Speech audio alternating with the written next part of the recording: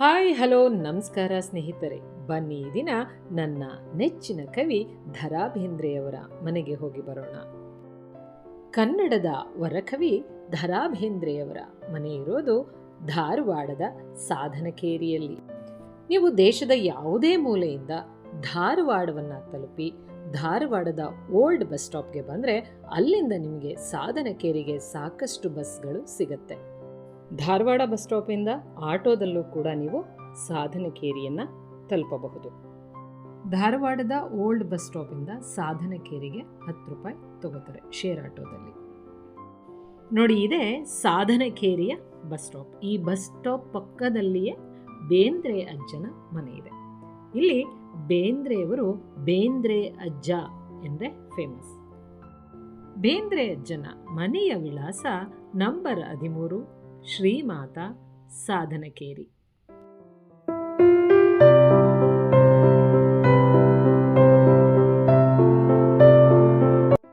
ದ.ರಾ ಬೇಂದ್ರೆಯವರ ಮನೆಯ ಮುಂಭಾಗದಲ್ಲಿ ದೊಡ್ಡದಾದ ಉದ್ಯಾನವನವಿದೆ.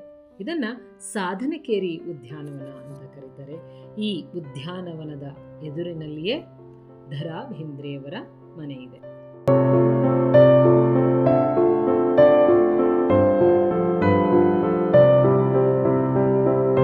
ಕನ್ನಡಕ್ಕೆ 2ನೇ ಜ್ಞಾನಪೀಠ ಪ್ರಶಸ್ತಿಯನ್ನು ತಂದುಕೊಟ್ಟಂತಹ ದ.ರಾ ಬೇಂದ್ರೆಯವರು ಬಾಳಿ ಬದುಕಿದ ಮನೆ.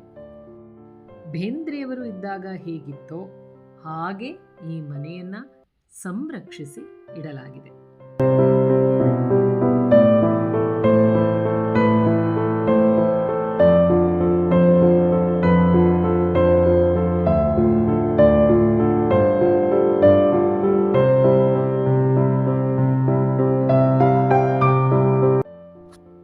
ಈ ಒಂದು ಮನೆಯಲ್ಲಿ ಇಂದಿಗೂ ಕೂಡ ಬೇಂದ್ರೆಯವರ ವಂಶಸ್ಥರು ವಾಸ ಮಾಡ್ತಿದ್ದಾರೆ. ಜೊತೆಗೆ ಬೇಂದ್ರೆಯವರು ಬಳಸುತ್ತಿದ್ದ ವಸ್ತುಗಳು ಮತ್ತೆ ಬೇಂದ್ರೆಯವರಿಗೆ ಬಂದಂತಹ ಪ್ರಶಸ್ತಿಗಳನ್ನು ಅಚ್ಚುಕಟ್ಟಾಗಿ ಜೋಡಿಸಿಟ್ಟಿದ್ದಾರೆ.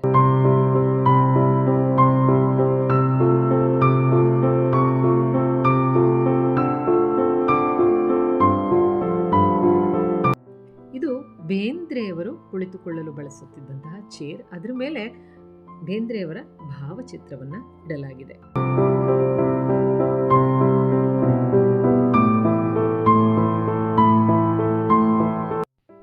ಇಲ್ಲಿ 2 ಥರದ ಉಡುಪುಗಳನ್ನು ಇಟ್ಟಿದ್ದಾರೆ. ಮೊದಲನೆಯದು ಬೇಂದ್ರೆಯವರು ಜ್ಞಾನಪೀಠ ಪ್ರಶಸ್ತಿಯನ್ನು ಸ್ವೀಕರಿಸುವಾಗ ಹಾಕಿದಂತಹ ಉಡುಪು. ಎರಡನೆಯದು ಪ್ರತಿದಿನ ಬೇಂದ್ರೆಯವರು ಬಳಸುತ್ತಿದ್ದಂತಹ ಉಡುಪು. ಇದರ ಜೊತೆಗೆ ಬೇಂದ್ರೆಯವರು ಬಳಸುತ್ತಿದ್ದ ಪಾದರಕ್ಷೆ ಮತ್ತು ಛತ್ರಿಗಳನ್ನು ಕೂಡ ಇಡಲಾಗಿದೆ. ಇದೆಲ್ಲವೂ ಕೂಡ ಬೇಂದ್ರೆಯವರಿಗೆ ಬಂದಂತಹ ಪ್ರಶಸ್ತಿಗಳು, ಬಿರುದುಗಳು, ಇವೆಲ್ಲವನ್ನೂ ಕೂಡ ಅಚ್ಚುಕಟ್ಟಾಗಿ ಜೋಡಿಸಿಟ್ಟಿದ್ದಾರೆ.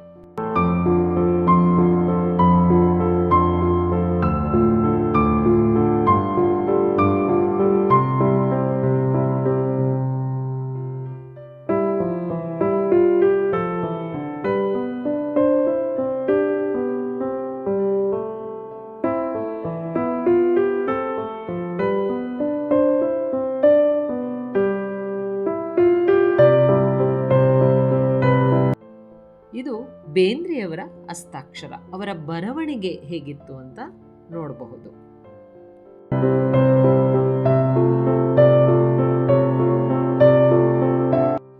ಬೇಂದ್ರೆಯವರಿಗೆ ವಿವಿಧ ಸಂಘ ಸಂಸ್ಥೆಗಳು ನೀಡಿರುವಂತಹ ಕಾಣಿಕೆಗಳು.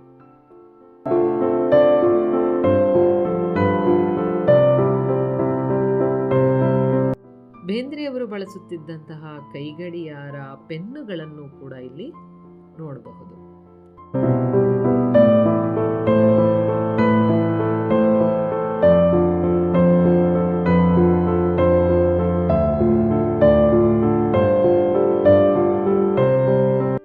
ನೋಡಿ, ಇದು ಪದ್ಮಶ್ರೀ ಪ್ರಶಸ್ತಿಯ ಪದಕ. 1968ರಲ್ಲಿ ಭಾರತ ಸರ್ಕಾರ ಬೇಂದ್ರೆಯವರಿಗೆ ಪದ್ಮಶ್ರೀ ಪ್ರಶಸ್ತಿಯನ್ನು ನೀಡಿ ಗೌರವಿಸಿದೆ.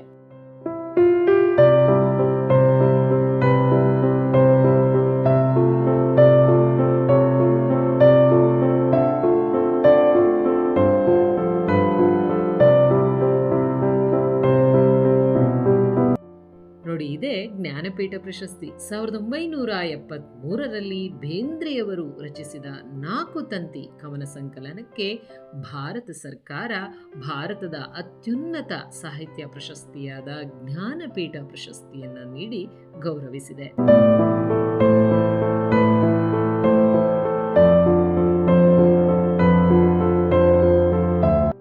ಕನ್ನಡದ ಸುಪ್ರಸಿದ್ಧ ಕವಿ ಕಾದಂಬರಿಕಾರರಾದ ಬೇಂದ್ರೆಯವರು 1896 ಜನವರಿ 31ರಂದು ಧಾರವಾಡದಲ್ಲಿ ಜನಿಸಿದರು.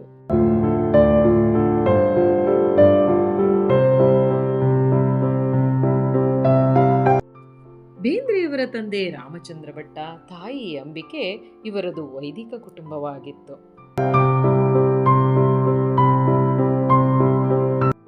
ಮೂಡಲ ಮನೆಯ ಮುತ್ತಿನ ನೀರಿನ ಎರಕಾವ ಹೊಯ್ದ, ಯುಗ ಯುಗಾದಿ ಕಳೆದರೂ ಯುಗಾದಿ ಮರಳಿ ಬರುತ್ತಿದೆ. ಹೀಗೆ ಬೇಂದ್ರೆಯವರು ಬರೆದಂತಹ ಅನೇಕ ಕವನಗಳು ಚಲನಚಿತ್ರ ಗೀತೆಗಳಾಗಿವೆ.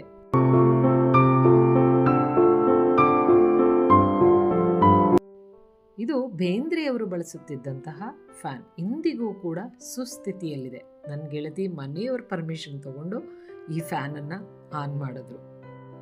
ನಾನು ಯಾಕ್ರಿ ಆ ಫ್ಯಾನನ್ನು ಆನ್ ಮಾಡ್ತಿದ್ದೀರಾ ಅಂದೆ. ಅದಕ್ಕೆ ನನ್ನ ಗೆಳತಿ ಅಂದರು, ಇದು ಬೇಂದ್ರೆಯವರಿಗೆ ಗಾಳಿಯನ್ನು ಬೀಸಿದೆ, ಇದರ ಒಂದು ಶಬ್ದ ಬೇಂದ್ರೆಯವರು ನಮ್ಮ ಜೊತೆ ಮಾತಾಡಿದ್ರು ಅನ್ನೋ ಅನುಭವ ಕೊಡುತ್ತೆ ಅಂತ ಹೇಳಿ ಫ್ಯಾನನ್ನು ಆನ್ ಮಾಡಿದ್ರು.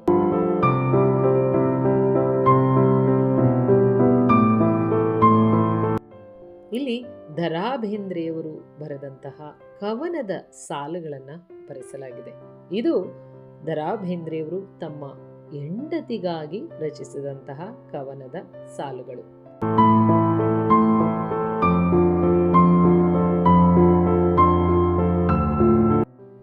ಬೇಂದ್ರೆಯವರು ತಮ್ಮ ಈ ಮನೆಗೆ ಶ್ರೀಮಾತಾ ಎಂದು ಹೆಸರನ್ನ ಇಟ್ಟಿದ್ದಾರೆ.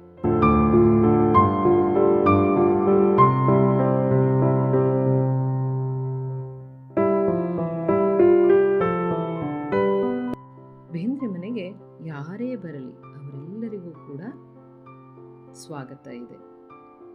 ಜೊತೆಗೆ ಅವರ ವಸ್ತುಗಳನ್ನು ನೋಡಲು ಕೂಡ ಅವಕಾಶ ಇದೆ.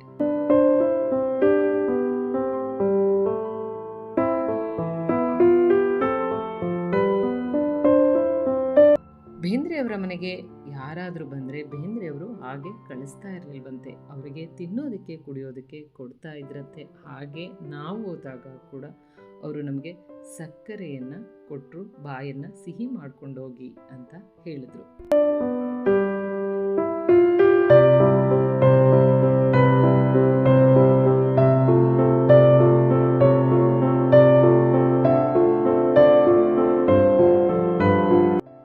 ಬೇಂದ್ರೆಯವರ ಮನೆಯ ಪಕ್ಕದಲ್ಲೇ ಬೇಂದ್ರೆ ಸ್ಮಾರಕ ಇದೆ. ನಾವು ಬಂದಿರೋದು ರಜಾ ದಿನ, ಆದ್ದರಿಂದ ಈ ದಿನ ಕ್ಲೋಸ್ ಆಗಿತ್ತು.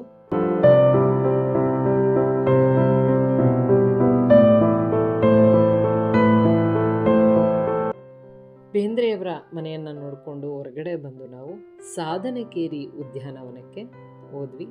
ಇಲ್ಲಿ ಎಂಟ್ರಿ ಟಿಕೆಟ್ ಒಬ್ಬರಿಗೆ 5 ರೂಪಾಯಿ.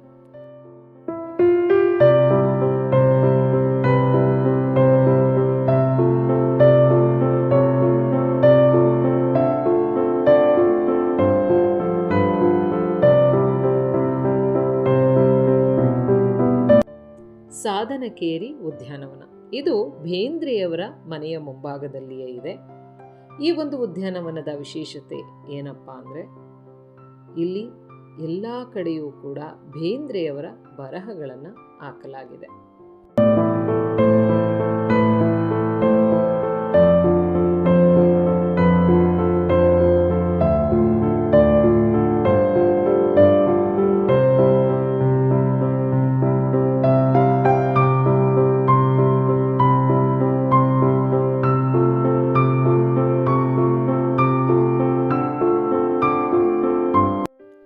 ಉದ್ಯಾನವನದಲ್ಲಿ ಸ್ವಲ್ಪ ಸಮಯ ಕಳೆದು ಹೊರಗಡೆ ಬಂದು ತಿಂಡಿ ತಿಂದು ಧಾರವಾಡಕ್ಕೆ ಬಾಯ್ ಹೇಳುತ್ತಾ ಹುಬ್ಬಳ್ಳಿಯ ಕಡೆಗೆ ಹೊರಟೆವು.